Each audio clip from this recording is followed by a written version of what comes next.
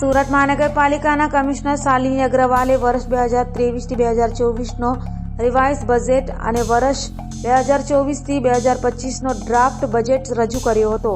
સુરત મનપા કમિશનરે 4121 કરોડના કેપિટલ કામોની જોગવાઈઓ સાથે 8718 કરોડનું બજેટ રજૂ કર્યું હતું. લોકસભાની ચૂંટણીનું વરસ હોવાથી શહેરીજનોને ફીલ ગુડનો અહેસાસ થાય અને વેરાનો બોજ ના વધે છતાં મહાકાય પ્રોજેક્ટ માટે જરૂરી વ્યવસ્થા 475 ચોરસ કિમીના વિસ્તારમાં પ્રાથમિક સુવિધા અને મનપાને ચલાવવા માટે હજારો કર્મચારીઓના મહેકમ ખર્ચની વ્યવસ્થા વચ્ચે બેલેન્સ કરીને સુરત મહાનગરપાલિકાના કમિશનર શાલિની અગ્રવાલ તેમજ ટીમ સુરતના અધિકારીઓએ સતત 3-4 દિવસના રાત ઉજાગરા કરીને તૈયાર કરેલા વર્ષ 2024થી 2025ના ડ્રાફ્ટ બજેટનો મુદ્દો તેમજ વર્ષ 2023થી 2024ના રિવાઇઝ બજેટને મનપા કમિશનર સોમવારે જાહેર કર્યો હતો, જેમાં સુરત મનપા કમિશનર શાલિની અગ્રવાલે વર્ષ 2023થી 2024નો રિવાઇઝ અને 2024થી 2025નું ડ્રાફ્ટ બજેટ રજૂ કર્યું હતું. 8718 કરોડના રિવાઇઝડ બજેટમાં કેપિટલ કામો માટે 4121 કરોડની જોગવાઈ કરી છે. તો આ વખતે બજેટમાં કોઈ પણ પ્રકારનો વેરામાં વધારો કરાયો નથી.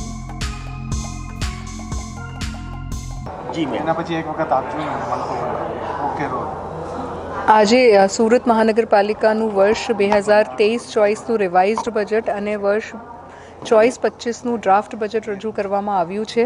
અમૃતકાલનું આ બજેટ રજૂ કરવામાં આવ્યું છે અને માનનીય વડાપ્રધાનશ્રીના વિકસિત ભારત 2047 ને ધ્યાને રાખીને સપ્ત ઋષિને આવરી લેવાતું આ બજેટ રજૂ કરવામાં આવ્યું છે. ઇન્ડિયન ઇકોનોમી જ્યારે $30 ટ્રિલિયન ઇકોનોમી ઉપર પહોંચવાનું લક્ષ્યાંક છે અને આમાં ગુજરાતનું લક્ષ્યાંક છે $500 બિલિયન અને સુરત શહેર ગુજરાતમાં 30% જેટલું જીડીપી કોન્ટ્રીબ્યુટ કરે છે.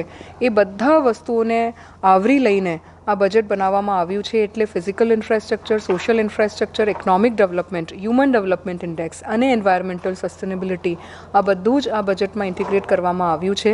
સમાજના દરેક વર્ગના લોકોનું સર્વાંગી વિકાસ થાય, મહિલાઓ, બાળકો, સિનિયર સિટીઝન્સ, દિવ્યાંગો અને શહેરી ગરીબ એ પણ આ બજેટમાં આવરી લેવામાં આવ્યું છે.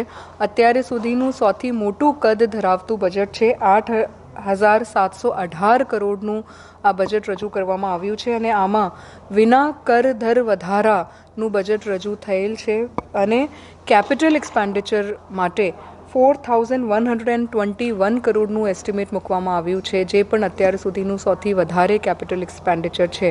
યાની કે વિકાસલક્ષી કામોને પ્રાધાન્યતા આપવામાં આવી છે અને સુરત શહેરને સસ્ટેનેબલ સિટી ઓફ ટુમોરો અને most liveable city of tomorrow અને વર્લ્ડ ક્લાસ ઇન્ફ્રાસ્ટ્રક્ચરની દિશામાં આગળ લઈ જવા માટેનું આયોજનો 2024-25ના બજેટમાં કરવામાં આવ્યા છે.